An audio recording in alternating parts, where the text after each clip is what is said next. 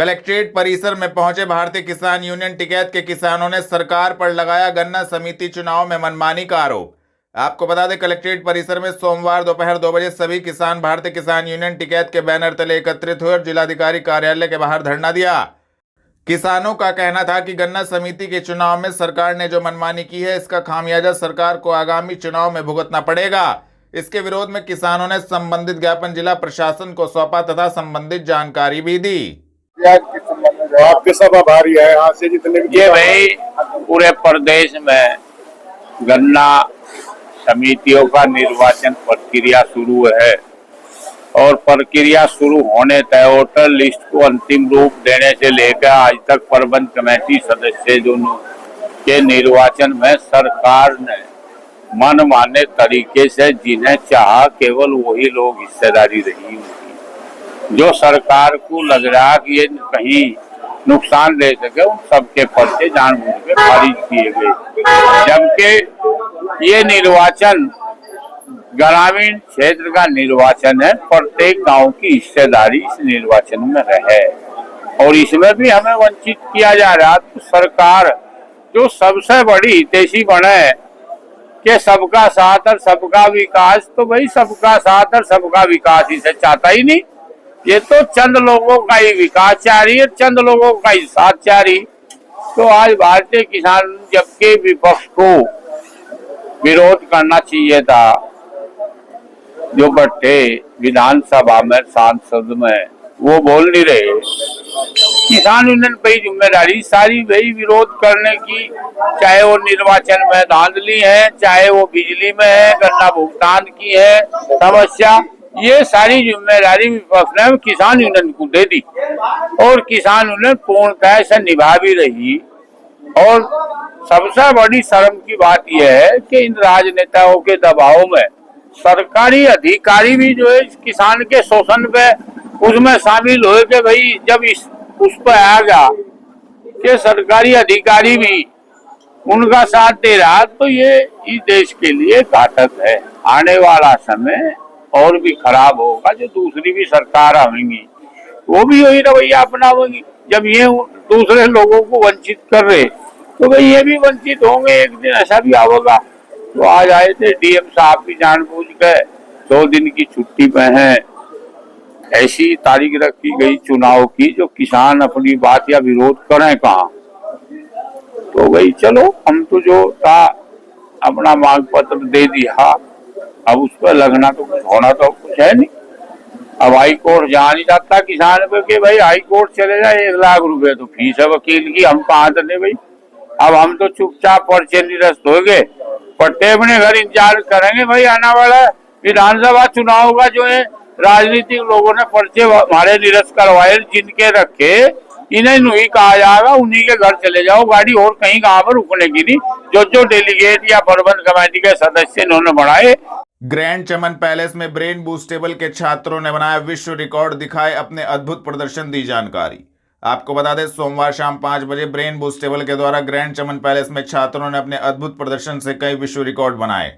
इस कार्यक्रम में 23 छात्रों ने 90 सेकंड में 15 अंकों की जोड़ और घटाव अपनी मानसिक क्षमता का प्रदर्शन कर विश्व रिकॉर्ड बनाया। इस अनूठी उपलब्धि में 23 बच्चों ने मात्र 90 सेकंड के भीतर गणना पूरी कर यह अद्भुत कार्य किया। सहारनपुर के मेयर डॉक्टर अजय कुमार सिंह विशिष्ट अतिथि के रूप में कार्यक्रम में शामिल हुए। साथ ही मुख्य अतिथि के रूप में नानावता के चेयरमैन अफजल खान, जिला युवा अधिकारी शुभम जैन, कुमार अनुपम, रश्मि टैरेंस, शाहिद अंसारी, डॉक्टर प्रशांत, विजेंद्र सिंह ने भी अपनी उपस्थिति से कार्यक्रम की शोभा बढ़ाई।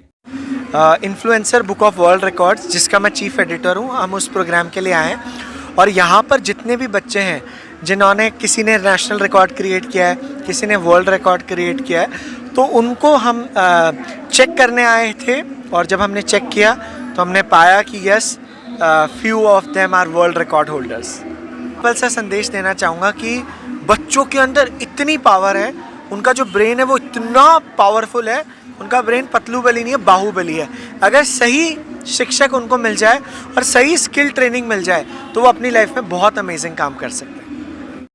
आज ये सहारनपुर में चमन पैलेस में ब्रेन बूस्टेबल के डायरेक्टर श्री अरिहंत जैन के द्वारा प्रशिक्षित जो हमारे बच्चे और बच्चियां हैं सहारनपुर के, उनके द्वारा एक वर्ल्ड रिकॉर्ड बनाया गया है, जिसमें विभिन्न रिकॉर्ड्स जैसे कि दोनों हाथों से पेंटिंग बनाना और क्यूब रूट्स एकदम ऑरली सॉल्व करना और बहुत लंबी डिजिट्स की 2 डिजिट्स की 3 डिजिट्स की जो कैलकुलेशंस हैं उसको फ्रैक्शंस ऑफ सेकंड्स में सोल्व करना, इस तरह के वर्ल्ड रिकॉर्ड्स बनाए गए हैं। The message is very clear, very categorical कि if your concentration power is enhanced then you can do anything. आपको अपना समय प्रोडक्टिव एक्टिविटीज़ में देना चाहिए। आपको मोबाइल का इस्तेमाल भी बड़ा सीमित करना चाहिए जहाँ पर वह उपयोगी है। किसी भी टेक्नोलॉजी को हम डिनाई नहीं कर सकते, लेकिन उसका एक सूटेबल एक appropriate use is essential at this time. जेवी जैन कॉलेज में मेधावी खिलाड़ियों को किया गया सम्मानित, सम्मान समारोह हुआ आयोजित, दी संबंधित जानकारी। आपको बता दें, जेवी जैन कॉलेज में मेधावी खिलाड़ियों का सम्मान समारोह सोमवार शाम 5 बजे आयोजित किया गया। सत्र 2023-24 में जिन खिलाड़ियों ने विश्वविद्यालय स्तर पर कॉलेज का नाम रोशन किया, उनको कॉलेज के प्राचार्य प्रोफेसर हरिओम गुप्ता ने ट्रैक सूट स्मृति चिन्ह देकर सम्मानित किया गया। इस अवसर पर उन्होंने बोलते हुए कहा कि यह कॉलेज के लिए बहुत ही गौरव की बात है। खिलाड़ियों ने जेवी जैन कॉलेज का नाम विश्वविद्यालय तथा अंतर विश्वविद्यालय स्तर पर रोशन किया। उन्होंने खिलाड़ियों के उज्जवल भविष्य की कामना की। आज किस चीज़ का सम्मान किया आपका नाम? आज जेवी जैन कॉलेज सहारनपुर में हमारे जो प्रतिभावान खिलाड़ी थे, जो पिछले सत्र में 2023-24 में अंतर विश्वविद्यालय खेलों में प्रतिभाग करके आए थे, आज उनका सम्मान समारोह आयोजित किया गया। आज इस दौरान हमारे प्राचार्य प्रोफेसर हरिओम गुप्ता जी ने सभी हमारे जितने स्टूडेंट्स हैं, जो प्लेयर्स हैं, जैसे हॉकी में साहिल है, बॉक्सिंग में कशिक थी, आपकी बास्केटबॉल में ज्वेल राघव, चेस में दिग्विजय पुंडी, वेट लिफ्टिंग में गौरव मेनन, क्रिकेट में ओमपाल शर्मा, अनुराग, हर्ष शर्मा, शुभम, इन सबको जितने 18 बच्चे हैं उन सबको बच्चों को सम्मानित किया। इसके अलावा उन्होंने हमारी पूर्व खिलाड़ी आकांक्षा लांबा थी, उसको भी सम्मानित करा, जो कि विश्वविद्यालय 4 बार अंतर विश्वविद्यालय खेलों में भाग ले चुकी है। हकीकत नगर स्थित धरना स्थल पर जनता देश संगठन ने अपनी मांगों को लेकर किया धरना प्रदर्शन, दी संबंधित जानकारी। आपको बता दें, जनता देश संगठन के कार्यकर्ताओं ने अपनी मांगों को लेकर सोमवार शाम 5 बजे हकीकत नगर स्थित धरना स्थल पर जमकर धरना प्रदर्शन किया। वहीं समूह सखी महिलाओं का बेसिक वेतन 18,000 रुपये प्रतिमाह, विभाग में स्थायी नियुक्ति, मातृत्व लाभ अधिनियम 1961 के तहत संपूर्ण सुविधाएं प्राप्त संबंधी मांगों को लेकर प्रदेश के मुख्यमंत्री को संबोधित ज्ञापन कलेक्ट्रेट पहुंचकर जिला प्रशासन को सौंपा गया, जिसको लेकर संबंधित जानकारी भी दी गई। जी, मेरा नाम सुरेश कुमार फुजी है, मैं जनता देश संगठन का अध्यक्ष हूं और ये समूह सखी संघर्ष समिति की अध्यक्षा है बबीता कश्यप जी और मेरे साथ में प्रदेश अध्यक्ष सुरेश बर्मन जी हैं। और आज का जो धरना यहाँ पे रखा गया है सर, ये समूह सखी महिलाएं जो हैं, जो देश और राज्य में हर ब्लॉक में हर जिले में कार्यरत है, उनकी जो वेतनमान है वो नहीं प्रॉपर उन्हें मिल रहा है और अगर मिल भी रहा है ना के बराबर मिल रहा है। आप बताइए कि 800 रुपये वेतनमान में पूरे महीने का खर्च या पूरे महीने का मेहनत आदमी कैसे करेगा। जो महिलाएं 20-20, 25-25, 30-30, 50-50 लाख रुपए महिलाओं के बीच में ग्रुप बना करके बांट रही हैं। अब उन महिलाओं को उसका रजिस्टर मेंटेन करना होता है, उन्हें उनकी जानकारी भी देनी होती है, बैंक के पास जाकर भी उनकी जानकारी देनी होती है और उसके बाद में अधिकारियों को जाकर भी उसकी सारी सूचना विवरण से देना पड़ती है। अब मुझे बताइए कि इतनी बड़ी रकम को वो जब बांटने का काम कर रही है, इतनी बड़ी संख्या में जब महिलाओं के साथ वो जुड़ी हुई है, उनकी कनेक्टिविटी है, उसके बाद में उनकी तनख्वाह 700 रुपये महज क्यों है। हमारी सरकार से और प्रशासन से यही मांग है कि समूह सखी महिलाएं ये जो राज्य भर में, जिले भर में और पूरे देश भर में जो कार्यरत है, उनकी जो तनख्वाह है ग्रुप डी श्रेणी के तहत उनकी जो तनख्वाह होनी चाहिए और उनका जो मानदेय है उनकी पहचान होनी चाहिए और उनकी जो मातृत्व अवकाश अधिनियम 1961 के तहत उन्हें जो मतलब जो है शिशु मातृ अवकाश है वो मिलना चाहिए। उसकी जो सुविधाएं उसके साथ में मेडिकल सुविधाएं वो सारी मिलनी चाहिए। यही सरकार से हमारी मांग है। टायर जलाने वाली फैक्ट्रियों के खिलाफ एनजीटी की कार्रवाई की मांग, नई दृष्टि नवयुग प्रधान संगठन ने कलेक्ट्रेट में किया प्रदर्शन। आपको बता दें, नई दृष्टि नवयुग प्रधान संगठन ने बताया कि थाना कोतवाली देहात क्षेत्र अंतर्गत अधिकांश फैक्ट्रियों में एनजीटी के गाइडलाइन को धत्ता बताते हुए टायर जलाने का कार्य किया जा रहा है, जिससे आसपास के रहने वालों को वायु प्रदूषण की गंभीर समस्या का सामना करना पड़ रहा है और गंभीर बीमारियों की चपेट में आ रहे हैं। संगठन के अध्यक्ष संजय वालिया ने सोमवार शाम 5 बजे संबंधित ज्ञापन जिला प्रशासन को सौंपा तथा संबंधित जानकारी दी। संजय वालिया, अध्यक्ष प्रधान संगठन सहारनपुर। आज किस चीज़ को लेकर ज्ञापन दिया गया है? आज एक अलग मुद्दा है जब जब आज एक डीएम साहब के द्वारा, कमिश्नर साहब के द्वारा या कृषि विभाग के द्वारा लगातार एक गांव दर गांव प्रधानों के द्वारा एक एडवर्टाइज हो रहा है कि कहीं भी अगर पराली होगी उसमें आग ना लगाई जाए, जिससे कि प्रदूषण बढ़ता है और दुनिया को और देश को प्रदूषण का खतरा है, एनजीटी को बहुत बड़ा इसका खतरा है। साथियों, मैं कहना चाहता हूँ, जब पराली जलाने पर, जो कि हमारी परंपरा रही है किसानों की कि हम पहले से पराली जलाते हुए आए हैं, उस पर प्रदूषण होने का काम होता है, एनजीटी लगने का काम होता है। आप गिरफ्तारी करने का काम करते हो, तो जो फैक्ट्री है टायर जलाने का काम कर रही है, टायरों से प्रदूषण करने का काम कर रही है, गांव में जीना दुर्बल लोगों का हो गया देहात कोतवाली इलाके में, तो क्या उन पर रोक ना लगाई जाए? पहले भी कई बार हम ज्ञापन डीएम साहब को दे चुके हैं इसके बारे में, लेकिन कोई कार्रवाई नहीं होती। हम एक ज्ञापन देते हैं, ज्ञापन देने के बाद वो कहाँ जाता है, कहाँ नहीं जाता है, हमें जानकारी नहीं मिलती। साफ तौर पे कहना चाहते हैं, हमारे देहात कोतवाली में लगभग 17 या 18 टायरों की फैक्ट्रियाँ हैं, जिनमें गांव संकलापुरी में रात में 10 बजे पहुंचने का काम इन लोगों ने मुझे बुलवाया। वहाँ इतनी गैस थी कि ये नहीं पता चल रहा था कि गैस आ कहाँ से रही है। वो प्रधान जी उसके घर में देखने का काम कर रहे हैं, दूसरा उसके घर में देखने का काम कर रहा है, और जो हमारे जेई जो इस विभाग के हैं, प्रदूषण विभाग के, सिर्फ पैसा काटने का काम करते। अगर आज हम ये दरखास्त देंगे, उन फैक्ट्री पर जाएंगे और सिर्फ पैसा इकट्ठा करने का काम करेंगे, ये बंद करने का काम नहीं करते हैं। निवेदन करने हैं डीएम साहब से, अगर ऐसा नहीं होगा तो हम ग्रामवासी एक एक फैक्ट्री पे खुद जाने का काम करेंगे और वहाँ बैठ के ताला लगाने का काम करेंगे। फिर ये ना कहना कि प्रधान संगठन ग्रामवासियों ने कहीं ना कहीं प्रशासन अपने हाथ में लेने का काम कर लिया है, अपने हाथ में प्रक्रिया लेने का काम कर लिया है। निवेदन है, दिवाली का टाइम है, फसलें बरकरार यहाँ तक होता है, जब वो चलती है फैक्ट्री रात को, तो सुबह जहाँ घास भी पड़ा होता है उसके ऊपर काला काला पड़ा हुआ होता है। घास भी जानवरों को नहीं खिलाया जा सकता। निवेदन है डीएम साहब से। इससे पहले भी फैक्ट्री के बारे मैंने देखा है कि कुछ ग्रामीण 1 हफ्ते तक बैठे रहे थे, लेकिन फैक्ट्री वो बंद हो गई थी, लेकिन उसके बाद पुणे चालू हो गई। इस मामले में क्या? तो सारा खेल है कि अधिकारियों को पैसे दे दिए जाते हैं, पैसे देने के बाद लिख देते हैं कि जायज़ है। हमें बता दो, जहाँ भी टायरों की फैक्ट्री चलती हो, जहाँ भी कोई ऐसा सिस्टम होता हो, क्या उनके पास कोई ऐसी चीज़ है जिससे धुएँ से प्रदूषण ना फैलता हो?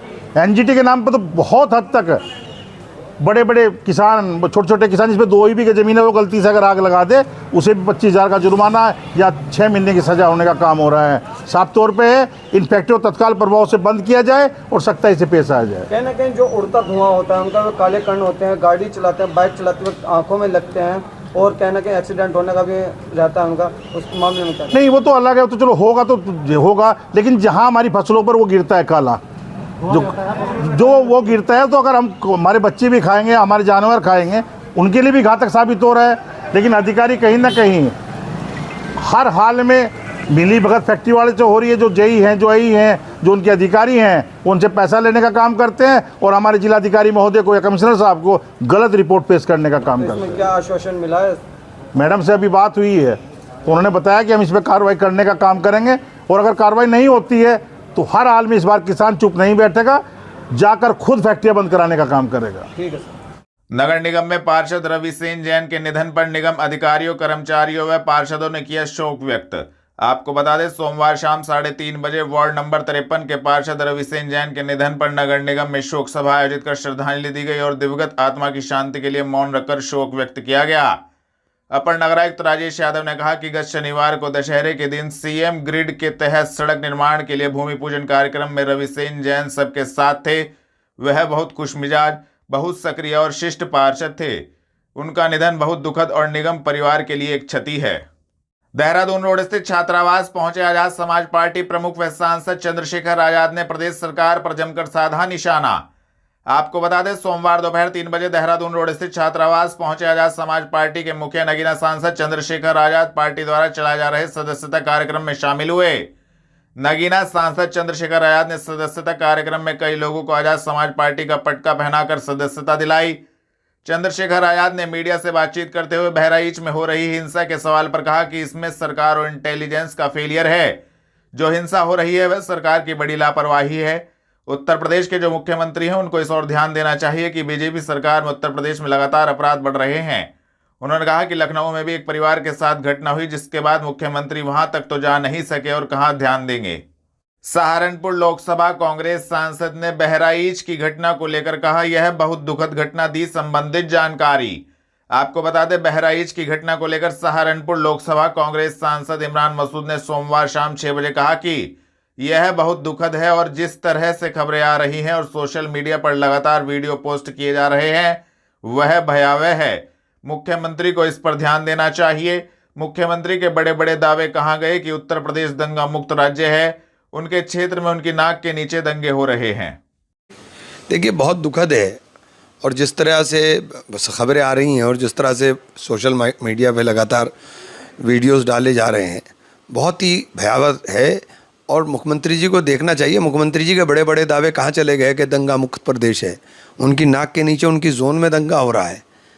खुलेआम कल से दंगाइयों को छूट मिली हुई है, कुछ लोगों की मृत्यु हुई है, लोगों के घर जला दिए हैं और खुलेआम दंगाई उपद्रव करते हुए घूम रहे हैं। और पुलिस प्रशासन कहाँ है और क्या कर रहा है, ये मुख्यमंत्री जी को देखना चाहिए। जनपद में अस्थायी पटाखों के लाइसेंसी विक्रय स्थलों का सिटी मजिस्ट्रेट एवं सीएफओ ने किया निरीक्षण, दिया आवश्यक दिशा निर्देश। आपको बता दें, जिलाधिकारी के निर्देशन में आगामी दीपावली पर्व को लेकर पुलिस एवं प्रशासन पूरी तरह से अलर्ट है। दीपावली पर्व सकुशल संपन्न हो सके, इसके लिए तैयारियां जोरों पर की जा रही हैं। City magistrate Gajendra Kumar, CFO Pratap Singh के द्वारा सोमवार शाम 5 बजे जनपद में बनाए जाने वाले अस्थायी पटाखों के लाइसेंसी विक्रय स्थलों का निरीक्षण किया गया। इस दौरान सभी व्यवस्थाओं को देखा गया तथा संबंधित को आवश्यक दिशा निर्देश दिए गए। सहारनपुर राधा कृष्ण क्लब गांधी पार्क में राम जी का राज्याभिषेक के साथ लीला विश्राम की गई, जिसमें सर्वप्रथम सभी पदाधिकारी व कलाकारों ने मिलकर भगवान राम दरबार की आरती की। इसके पश्चात वहां पर उपस्थित सभी पदाधिकारियों ने भगवान राम जी का राज तिलक कर उनसे आशीर्वाद लिया। आपका नाम और आज रामलीला का अंतिम दिन है, राज तिलक किया गया, क्या कहना चाहिए? मेरा नाम विक्रांत सैनी है।